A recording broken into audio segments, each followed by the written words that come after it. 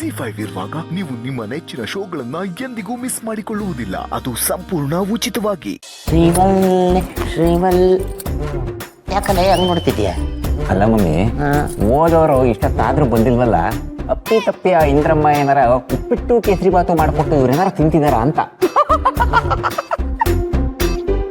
ಸುಮ್ನಿರಲ್ಲೇ, ಈ ತಮಾಷೆ ಮಾಡಬೇಡ ಸುಂದರ ದರಿದ್ರ. ಆಯಮ್ಮ ಉಪ್ಪಿಟ್ಟಲ್ಲ, ಮಖಕ್ಕೆ ಉಪ್ಪು ಖಾರ ಹಾಕಿ ಮಂಗಳಾರತಿ ಎತ್ತಿ ಕಳಿಸ್ತಾ ಇರ್ತಾಳೆ. ಬರ್ತಾ ಬಿಡ ಎಲ್ಲಕ್ಕವೇ.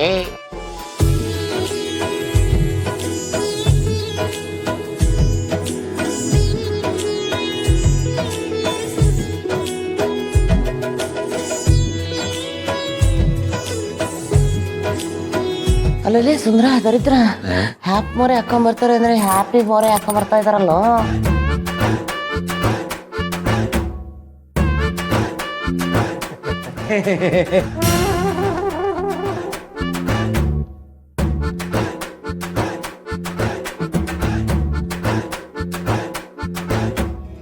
ಸದ್ಯ ನಮ್ಮ ಮಗಳು ಖುಷಿ ಖುಷಿಯಿಂದ ಅವ್ರ ಅತ್ತೆ ಮನೆಗೆ ಸೇರಿಕೊಂಡ್ಳು.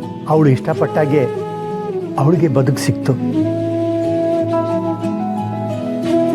ಹೌದಪ್ಪ, ಏನಾಗ್ಬಿಡುತ್ತೋ ಏನೋ ಅಂತ ತುಂಬಾ ಭಯ ಆಗ್ಬಿಟ್ಟಿತ್ತು.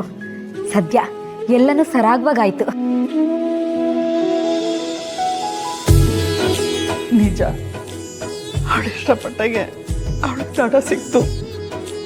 ಏನಾಗುತ್ತೋ ಏನೋ ಅಂತ ನಾನು ತುಂಬ ಎದುರು ಬಿಟ್ಟಿದ್ದೆ. ಸರಿ, ನಾನು ಹೊರಡ್ತೀನಪ್ಪ. ಒಂದು ನಿಮಿಷ, ನಾನು ಎಲ್ಲರ ಹತ್ರ ಒಂದು ಸ್ವಲ್ಪ ಮಾತಾಡಬೇಕಾಗಿತ್ತು. ಒಂದು ಹೆಣ್ಣು ಇದ್ದಕ್ಕಿದ್ದ ಹಾಗೆ ಮನೆ ಮಗನ ಕೈ ಹಿಡಿದು ಸೊಸೆಯಾಗಿ ಬಂದರೆ ಎಲ್ರಿಗೂ ಎಷ್ಟು ಬೇಜಾರಾಗುತ್ತೆ, ಎಷ್ಟು ಕೋಪ ಬರುತ್ತೆ ಅಂತ ನನಗೆ ಗೊತ್ತು.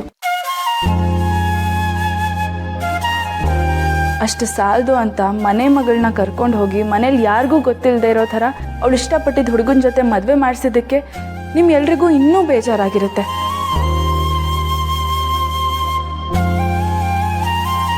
ಆದರೆ ವರ ಬದುಕು ಅವಳು ಅನ್ಕೊಂಡ ಹಾಗೆ ಇರಬೇಕು ಅಂದರೆ ಇದನ್ನು ಬಿಟ್ಟು ನನಗೆ ಬೇರೆ ದಾರಿನೇ ಇರಲಿಲ್ಲ.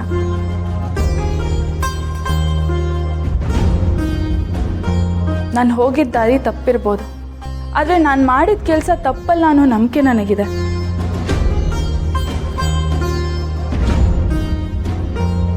ಇದರಿಂದ ವರ ಖುಷಿಯಾಗಿರ್ತಾಳೆ ಅನ್ನೋ ವಿಶ್ವಾಸನೂ ನನಗಿದೆ.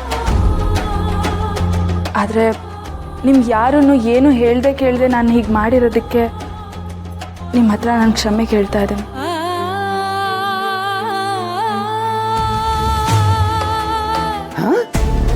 ಕ್ಷಮೆ ಕೇಳ್ತಿದೀಯಾ?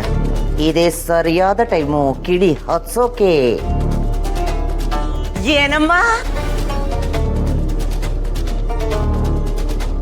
ಕ್ಷಮೆ ಕೇಳ್ಬಿಟ್ರೆ ಹೋಗಿರೋ ಮಾನ, ಆಗಿರೋ ಅವಮಾನ ಇದೆಲ್ಲ ಮತ್ತೆ ವಾಪಸ್ ಬರ್ತೀನಮ್ಮ.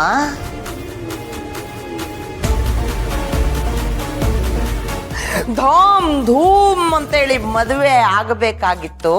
ಆದ್ರೆ ನೀನು ತಂದೆ ತಾಯಿಯ ಕಣ್ಣು ತಪ್ಪಿಸಿ ಆ ಹುಡುಗಿನ ಮದುವೆ ಮಾಡಿಸ್ಕೊಂಡು ಕರ್ಕೊಂಡ್ ಬಂದಿದೀಯಲ್ಲ, ಎಲ್ಲನೂ ನೀನೇ ಮಾಡೋದಾದ್ರೆ ಈ ಮನೆಯಲ್ಲಿ ಹಿರಿಯರು ಅಂತ ಯಾಕಿರ್ಬೇಕು ನಾವು?